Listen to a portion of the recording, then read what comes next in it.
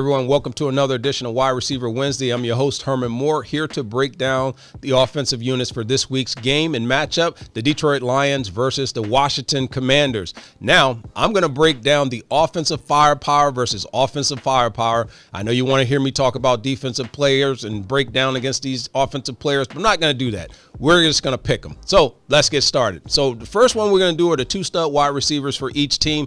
I got Amon-Ra St. Brown, second-year player for the Detroit Lions, following up from where he was last year, going against Terry McLaurin, fourth-year player who has the speed of a cheetah, that's playing against the Detroit Lions secondary this week. I looked at these two players. I think that Amon-Ra St. Brown, he brings the ability. He's more of a finesse player. He is not the speed guy. He's not going to stretch the defense the same way, but he finds those creases. Terry McLaurin is the guy that can break your back. He is the one that can find the big play, and if you get him in the right matchup problem, will make the big play. So I gave McLaurin the big thumbs up on this one.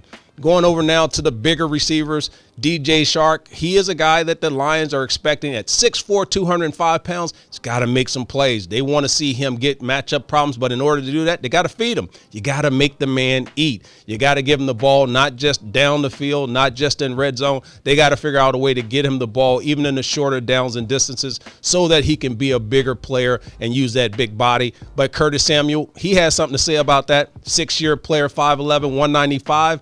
He is another part of that cheetah. He's part of that. I'm telling you, the Commanders have speed. They're going to look to create matchup issues. He can get you into those spaces where you can't cover him.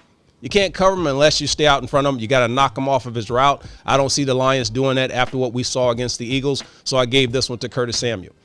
We go over to our next one because you got to go down the tree. You got to go down the progression. I'm doing like the quarterbacks do. My number one's not there. My number two's not there. I got to find my number threes. Josh Reynolds, another 6'3", 195-pound, big body wide receiver.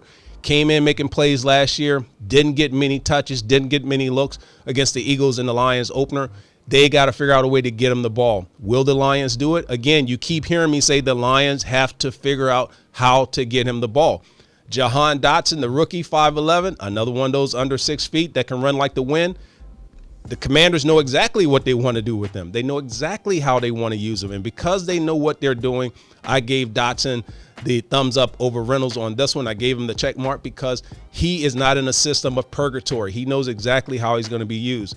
TJ Hockenson, Lions. You got to use him. We saw some unsustained drives. We saw the Lions have some stalls. They won't do that if you get the ball to your man, TJ Hockenson. Hockenson is your guy. I like TJ.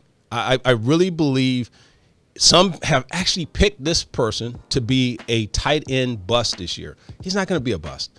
He's just a guy that you got to get him the ball. I would feed him often. I would feed him early. And I will also make him a vital piece in a matchup, just guru, to keep the chains moving. He is the missing link, I guess, literally. So let's see if we can get him the ball. But Logan Thomas, he just fits into their system. He rounds out their receiving unit, but I don't think he has the effectiveness that you find in a TJ Hockenson. Hockenson's your guy. Go over to running backs. DAndre Swift, you know that's my man's in them. DAndre Swift, he's the guy that broke out. He went out and had a fantastic season opener. Now that he's healthy, now that he has command of the system, now that he has the line, and now that people are really understanding and believing his playmaking ability and his explosiveness, DAndre Swift is real. And I believe along with the combination of Jamal Williams, they are the 1 and 2 running backs, top 3 in the NFL. And I'm going out on a limb and saying that because I think they are the punch that is needed and that they're serving up.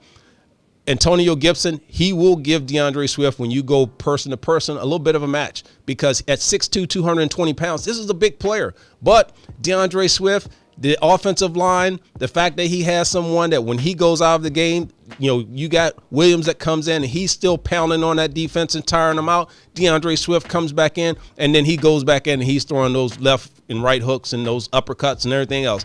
So I give my thing to my mans and them, DAndre Swift. That's my guy. Go over to quarterbacks. You got Jared Goff.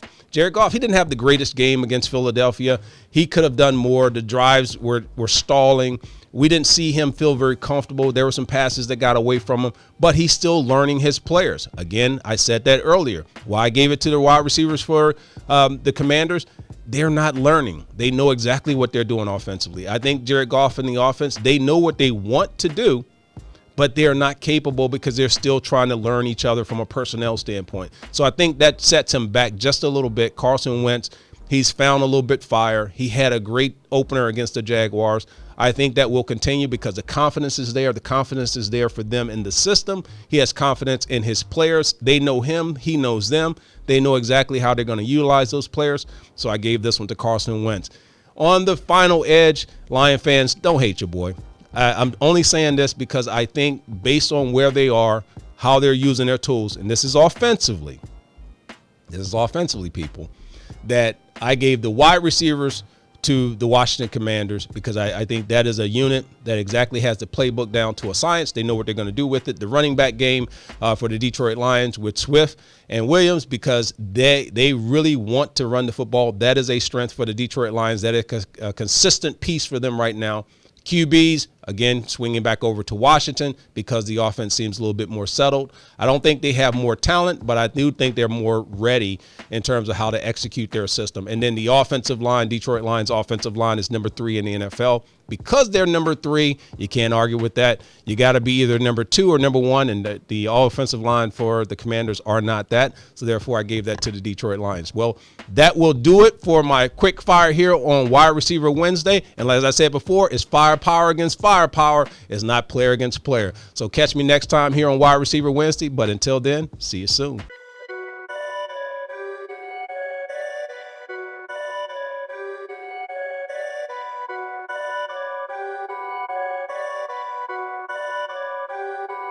Perfect.